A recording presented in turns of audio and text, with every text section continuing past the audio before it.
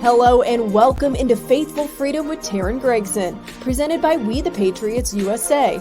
Thank you for watching us on the We the Patriots USA Rumble channel and Red Voice Media, and for listening on New Hampshire Family Radio WLMW 90.7 FM Manchester, New Hampshire, KKVB Radio in Las Vegas, Real Talk 93.3 The Voice of Freedom in St. Louis, and anywhere you listen to your podcasts. If you'd like us on your station, email us at Teryn@wethepatriotsusa.org. We tackle the toxins that we're surrounded with so much on this show. You know, it's a passion of mine, clean living. And a lot of that, talk is about food and the different things that we're putting in our body. But what about the things that we're putting in our environments and surrounding ourselves with? You know, your flooring in your household, your walls, the paint on those walls, the fabrics, the blankets, you name it. There's so much more that we can go in depth in this conversation. So whether you're like me and you're building a house right now and you want to be a clean living conscience when you're doing so, or you're doing a remodel, or you want to make subtle changes little by little, we are excited today to have green design expert Andy Pace of the Green Design Center on today to talk about all of these various things. And of course, I want to give that message of grace before we dive into this, that, you know, don't overwhelm yourself. This is not a doom and gloom episode that you're just surrounded by chemicals and everything is horrible. No, this is to educate you to faithfully pursue freedom little by little, making tiny changes as you go along and arming yourself with the information. So we're going to dive in with Andy Pace of the Green Design Center here today on Faithful Freedom with Teryn Gregson. This episode is brought to you by the Carnivore Bar, providing a fuel source for ancestral carnivore, paleo, and keto eaters who value their on-the-go autonomy without sacrificing quality nutrition. For 10% off, use code WeThePatriots at carnivorebar.com. That's We the Patriots with an S at carnivorebar.com for 10% off. Where do we go from here? Because the battle has just begun. As eyes open, we continue to arm ourselves with the truth in all aspects of our lives, asking questions and relentlessly searching for answers, educating ourselves and forging a new path forward. Hear from real people faithfully pursuing freedom. This is Faithful Freedom with Teryn Gregson, presented by We the Patriots USA, a nonprofit 501c3 organization working to preserve and reclaim our God-given inalienable rights. Andy, hello, and welcome into the show. Thank you so much, Teryn. It's absolutely my pleasure to be here. You know, it's so fun because as I was prepping for this show, I was actually looking back to a show that I did with Sally Fallon Morell of the Weston A. Price Foundation, and we talked about endocrine disruptors, much of that having to do with our food and things like sunscreen and various things like that. And, you know, I looked at it, and I'll bring that graphic up, and I was seeing so many things that had to do with the home, wall-to-wall carpet, linoleum, scented detergents and candles, liquid laundry detergent, things, treated fabrics, things like this that all might be found in the home. And I thought, wow, we really need to talk about what we're surrounding ourselves with in our home, which is so important to all of us.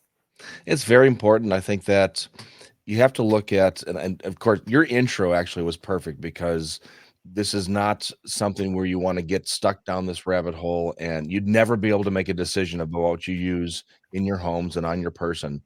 It's about making small incremental changes as it makes sense.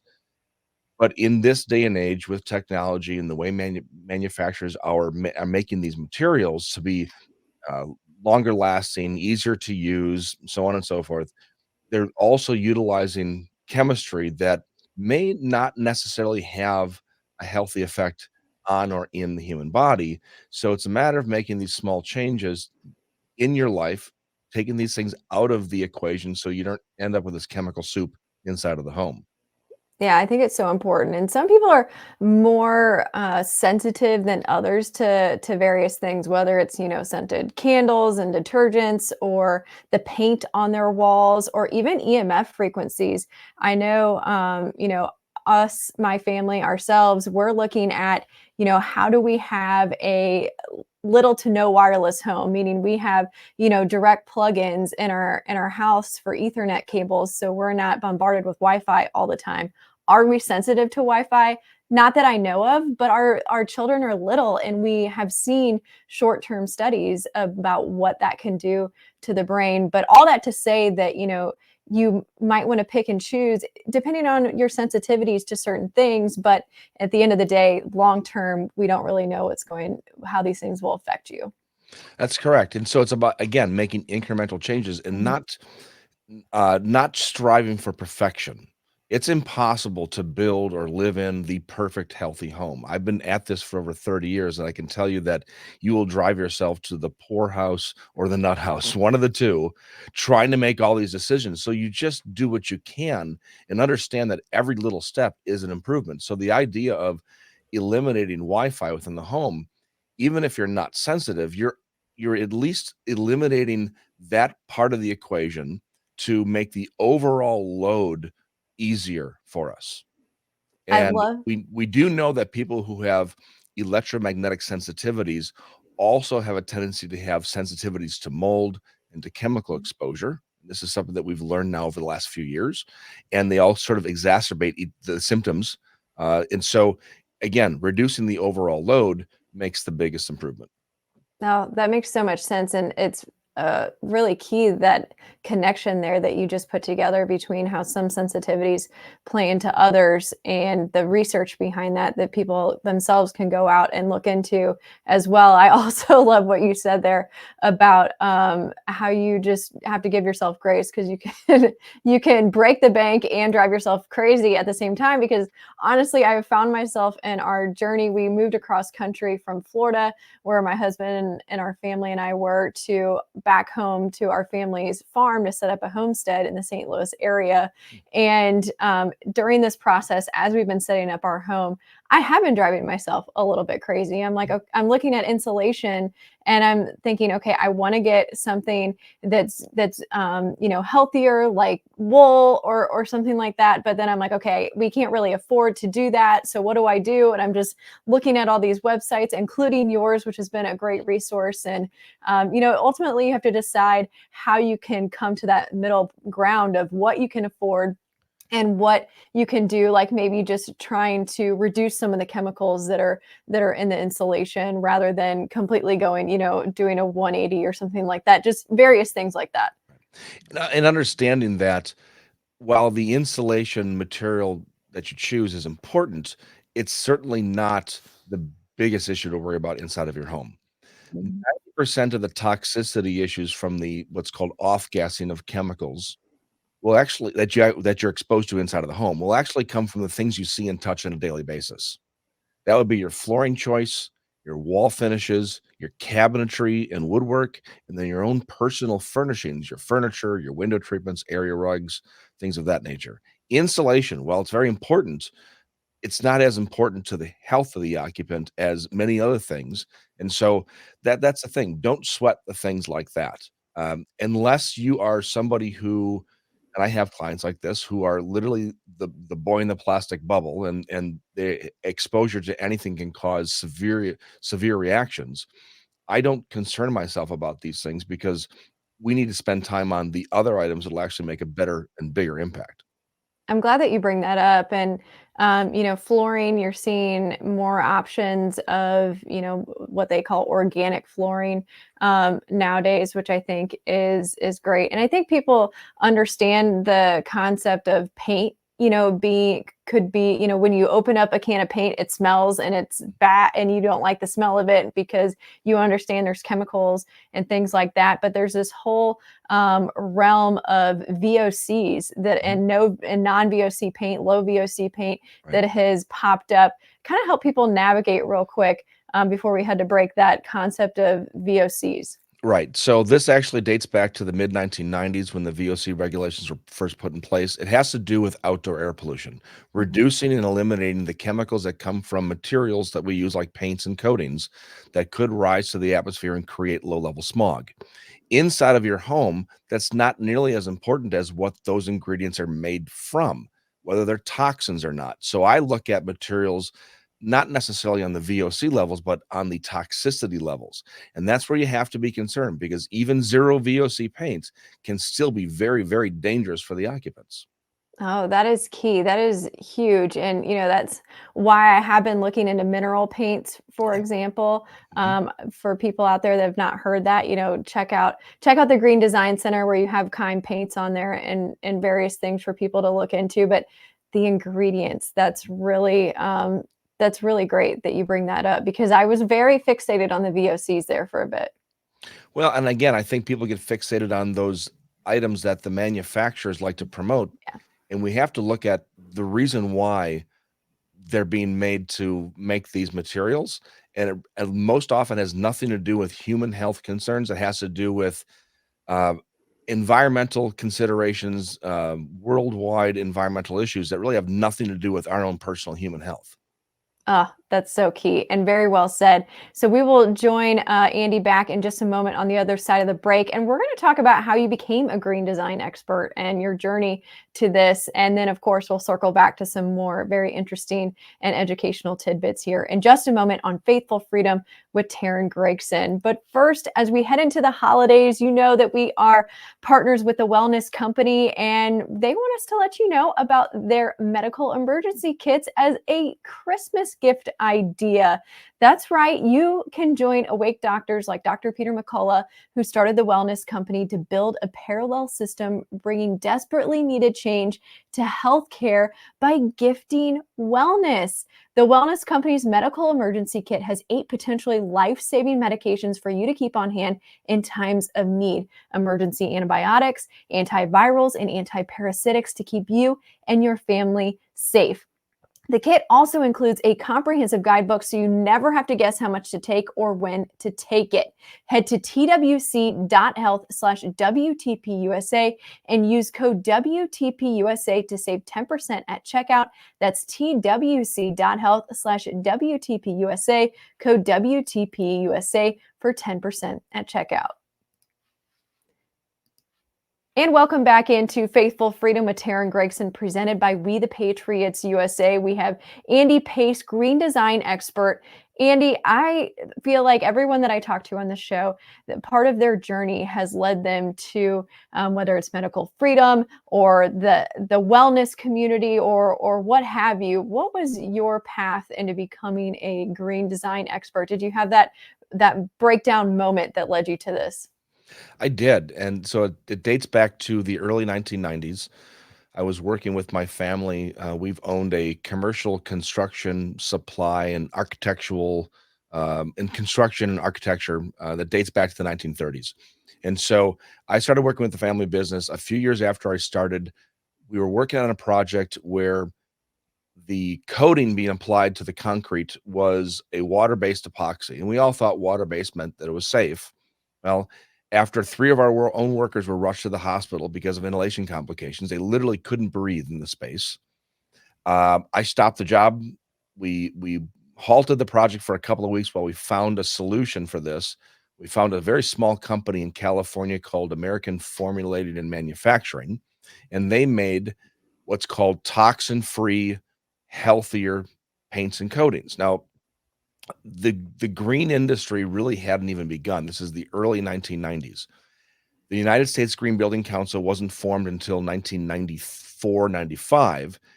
And when that formed, it was all about energy efficiency and global environmental concerns, completely avoided the discussion of human health. So imagine back in the 90s when this whole green building push started, the entire focus was on energy efficiency and outdoor air pollution regulations, had absolutely nothing to do with human health. So during this time, when people started buying green and eco-friendly building materials, I believe they thought that automatically meant it was safe for them and their family, but it wasn't. It was better for the environment according to the regulations, but it had nothing to do with human health. So we started a company at that point selling what we called common sense healthy building materials, and we've been at it ever since. I haven't looked back, and even to this day, we have to have these types of conversations that tell people that just because there's a regulation by the government the EPA is not the human protection agency. They're the environmental protection agency. They could care less about the human occupants.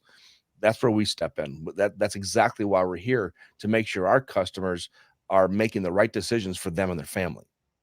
I think that's so great because we are attuned to that term greenwashing, and we know that it happens with our groceries. And I'm glad you bring up the EPA. I had Berkey water filters on a couple weeks ago, a couple months ago now, I should say.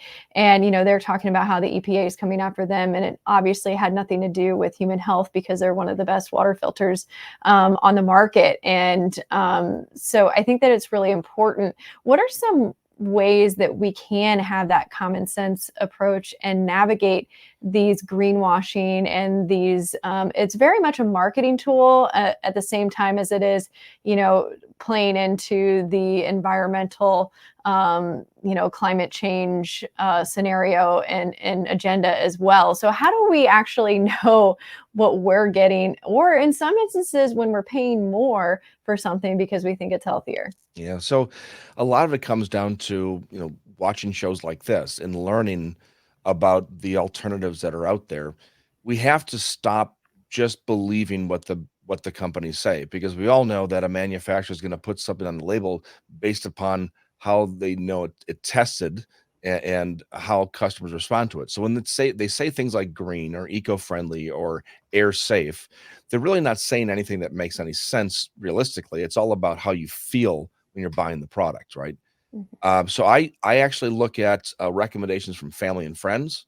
I will listen to shows that are focused on actual human health issues and not necessarily environmental issues. And I'll state this: there's absolutely nothing wrong for a person to strive for better outdoor air quality, or better water quality. There's absolutely nothing wrong with that. We all want that, of course.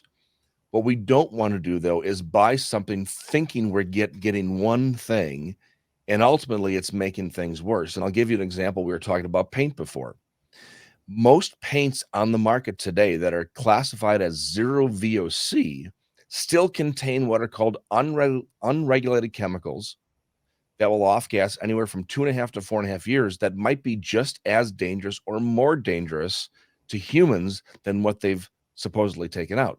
So we've got to be a little more aware of what we're buying, and don't just believe the hype of the marketing. Yeah, it's so key. It's so hard. It's so hard. It can be really overwhelming. You feel like you can't trust anyone's labels, and that you have to be a chemist to read these labels and to understand what's on them and what you should be watching out for. So, what are some of these chemicals that are just literally should be a no-go if you can help it? Number one would be formaldehyde.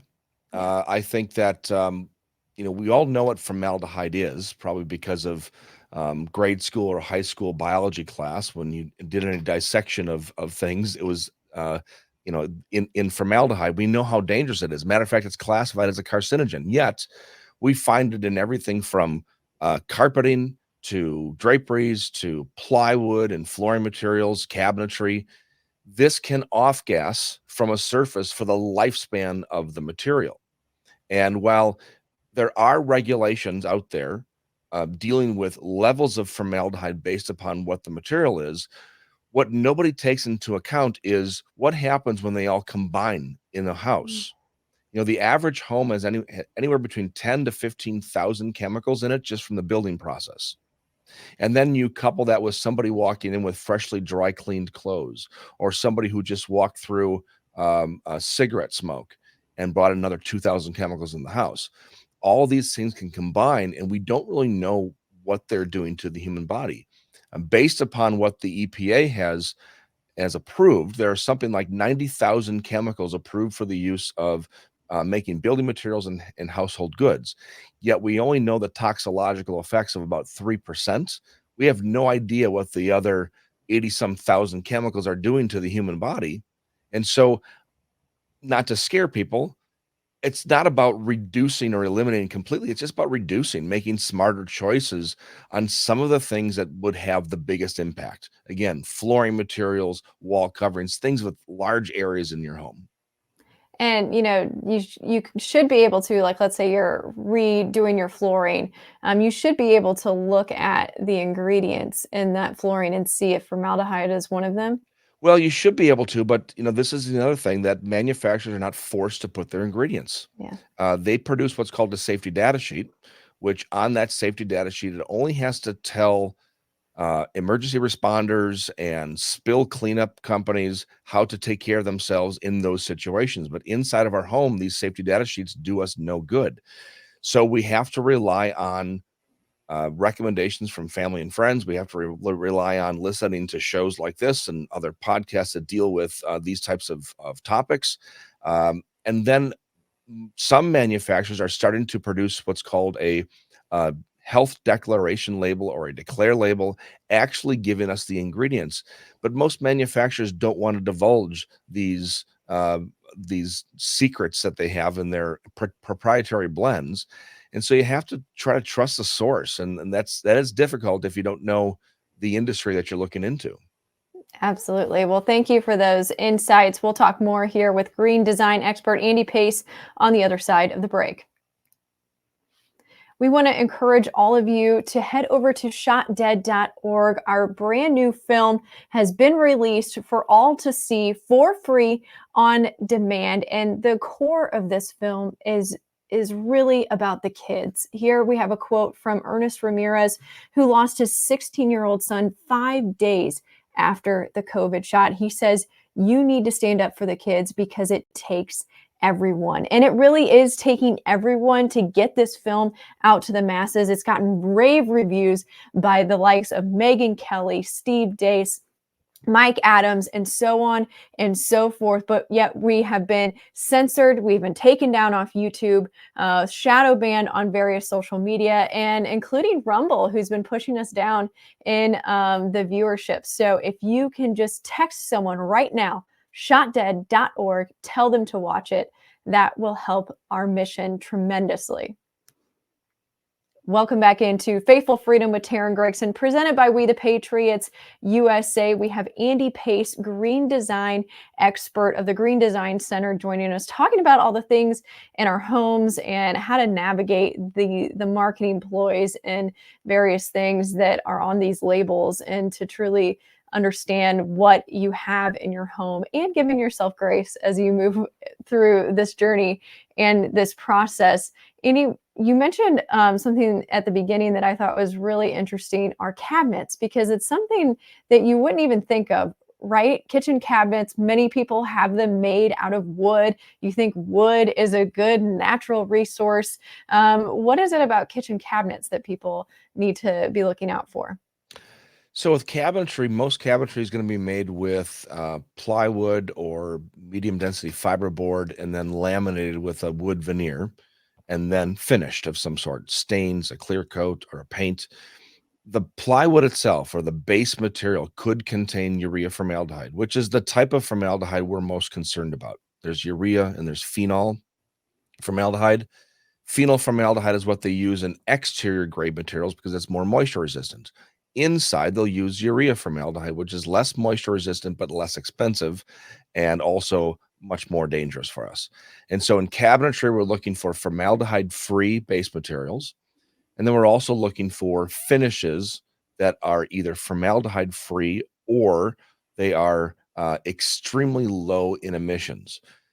Hard to tell sometimes just by looking at the literature. If the manufacturer does not point out that these products are in use, low or zero formaldehyde, low emissions, then they probably don't go to that length.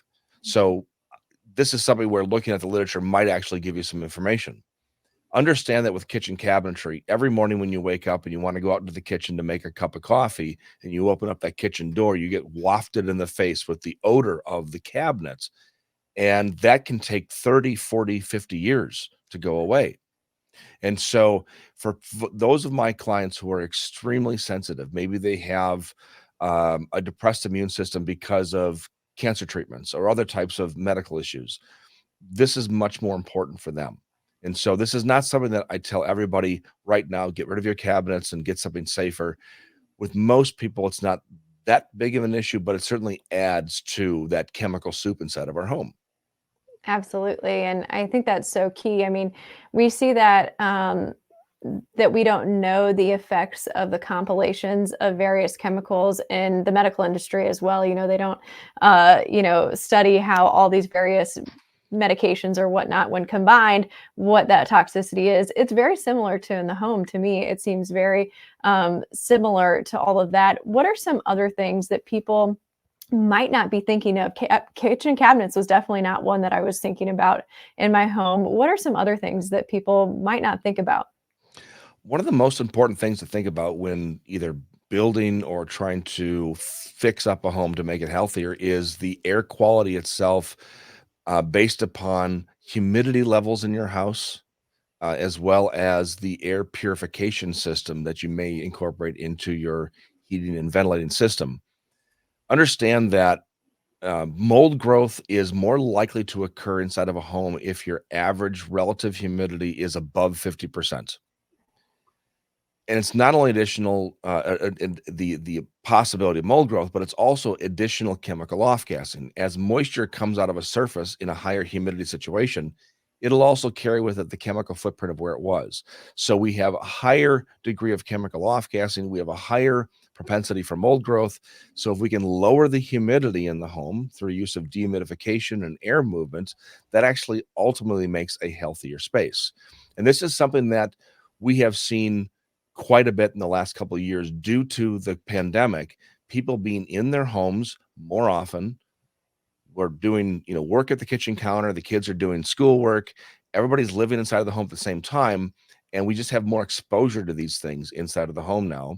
And so it's becoming top of mind. And so while mold problems in a home have always existed, in the last couple of years, the amount of people discussing this has just completely exploded.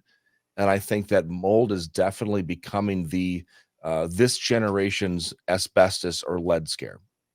Yeah, I've actually had many people organically bring up on the show the topic of mold.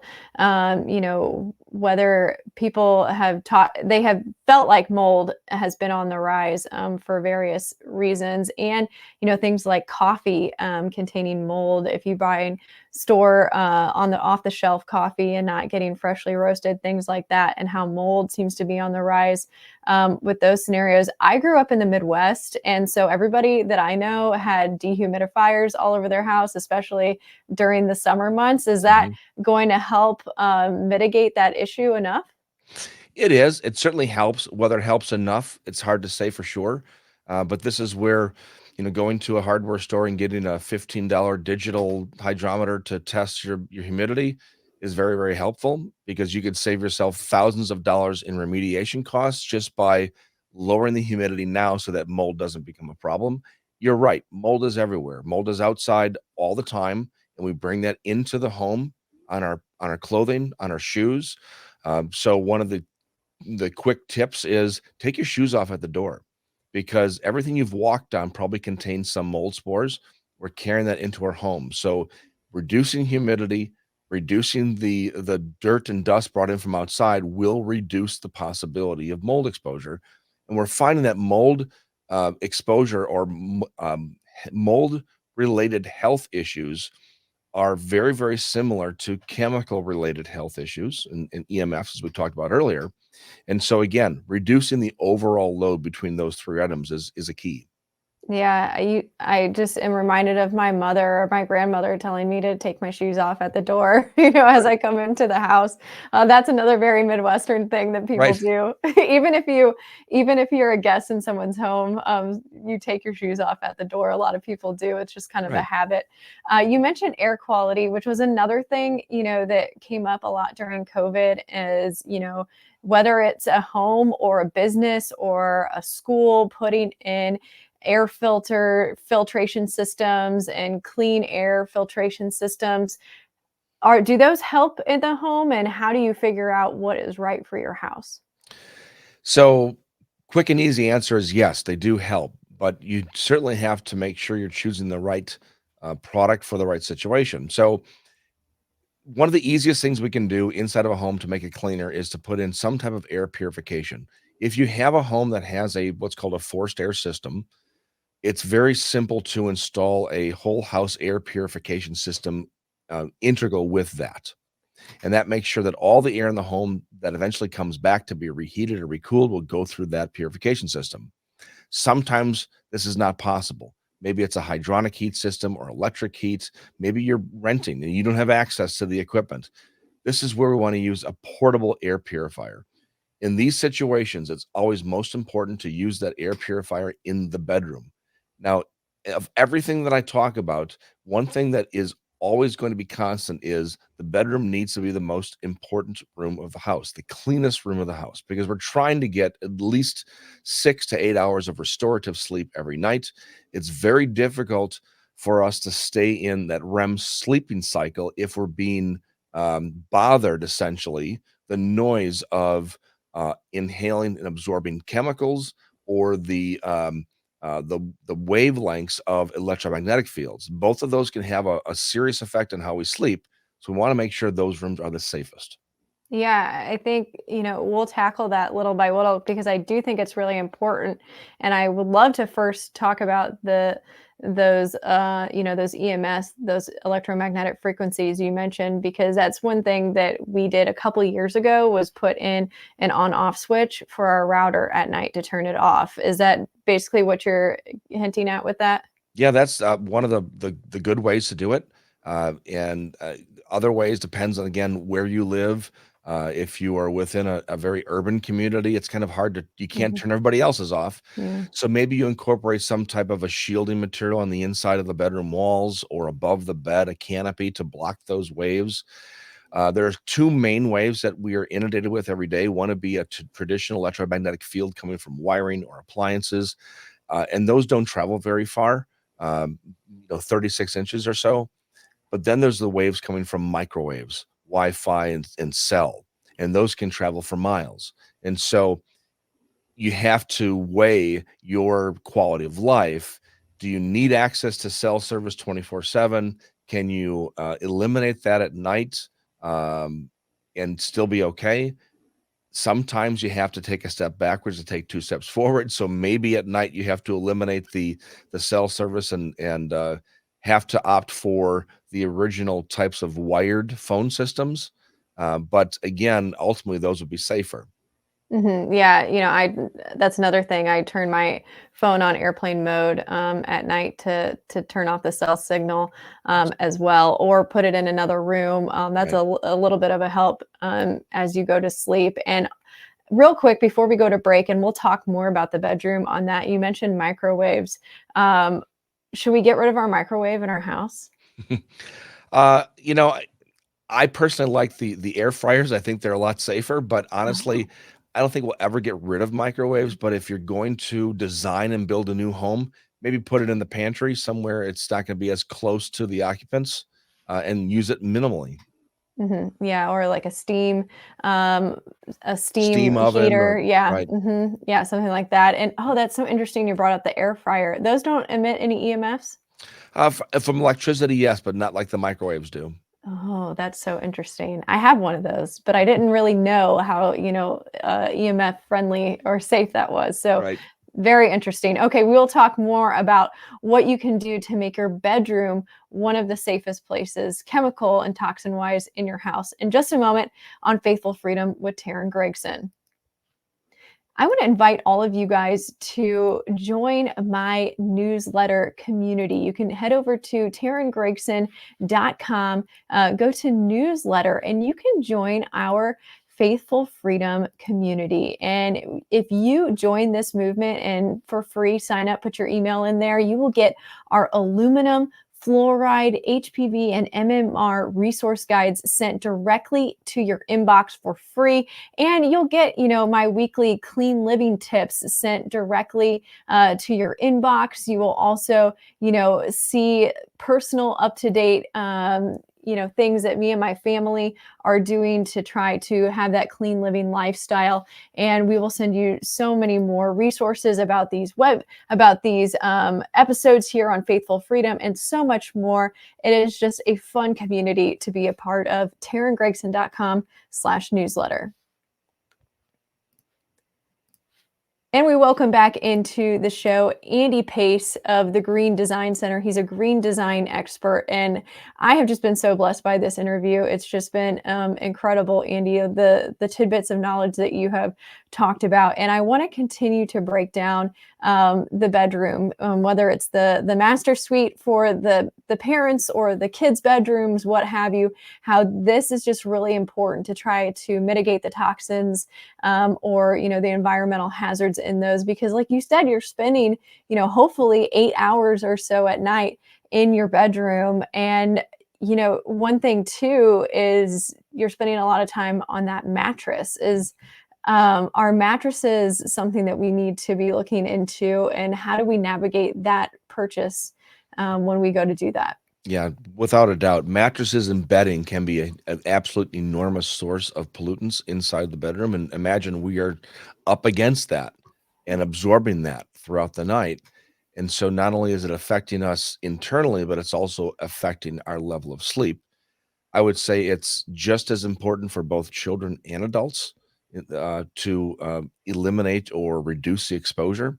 So, what we're looking for here would be mattresses and bedding that are either manufactured from certified organic materials like cotton and wool or latex, natural latex.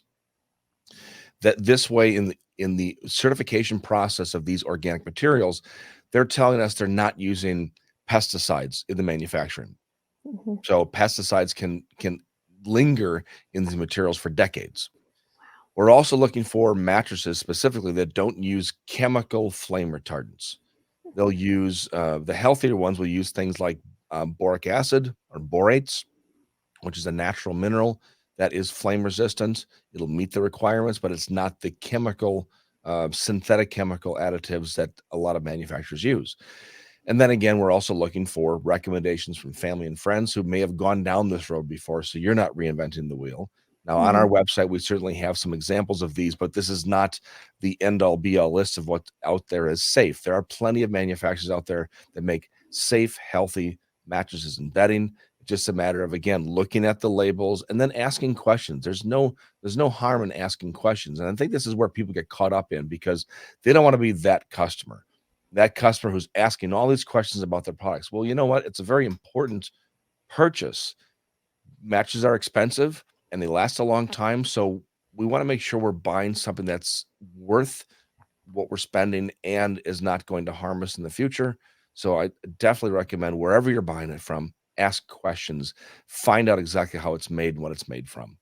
I know. Wouldn't it be wonderful if we lived in a world where we could actually walk into a mattress store and try it out and know that, it's free of chemicals and things like that, but we've got to do our own research. And so many people nowadays buy mattresses off the internet without even Yes, trying them or anything anyway. So agreed. it really does open us up to a whole new possibility of getting something that doesn't have all these chemicals. Mhm. Can we trust when we're buying things like sheets? The organic label that we're seeing on them?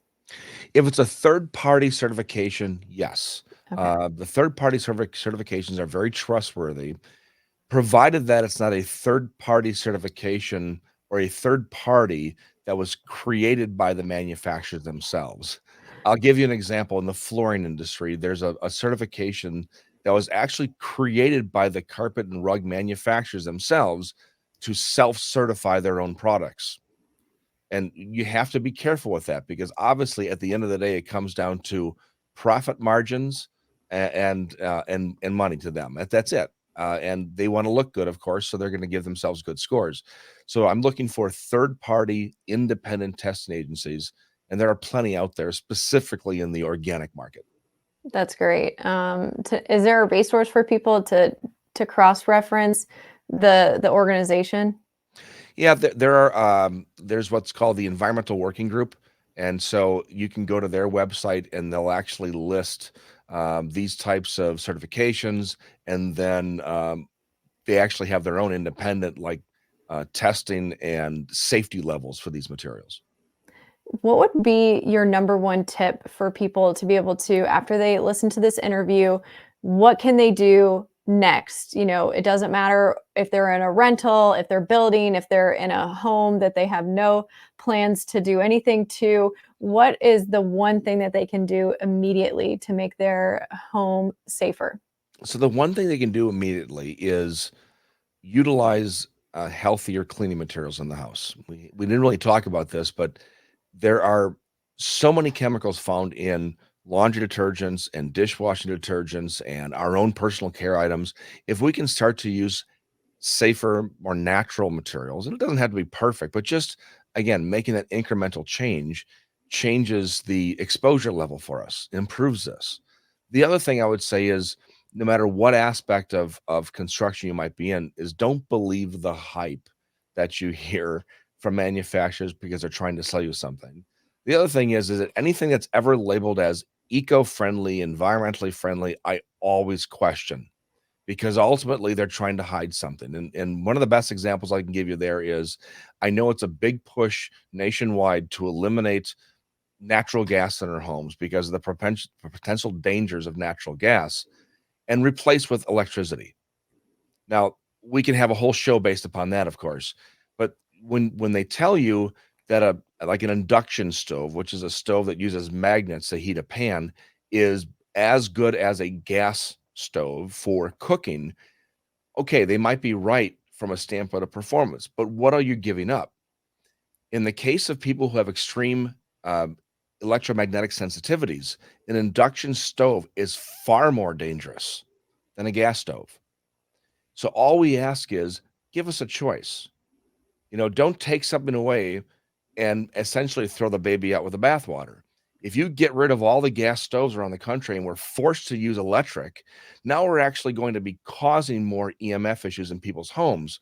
I would rather, again, just give us a choice of what's going to be safer for us and what makes sense for us. Absolutely. And yeah, you're right. We could go down a whole rabbit hole with that conversation. I've got a lot to say about that topic in particular. But, you know, you said that you've been in this industry for quite some time. What is one of the most miraculous stories, healing stories that you've seen with someone making changes inside their home? So I had a client many years ago that when she called me originally, she said she lived in one room of her house that was Mm. completely covered in metal because the chemical off-gassing from everything in the home was causing her so much of a health issue. She has what's called chronic inflammatory response, and another issue called mast cell activation syndrome, which is essentially, to break it down, it's she reacts to everything. She's a universal reactor. She lived in this room for 2 years, and her and her husband bought a home, and she utilized our materials and our services, and they remodeled this home to be a healthy haven for her. And this is back in the late 90s, and they're living there today without the problems, without the issues, because we were able to transform that house into a healthy sanctuary so that she became strong enough so that when she went out during the day and got inundated with those chemicals and those exposures, she could come home to that safe haven and heal.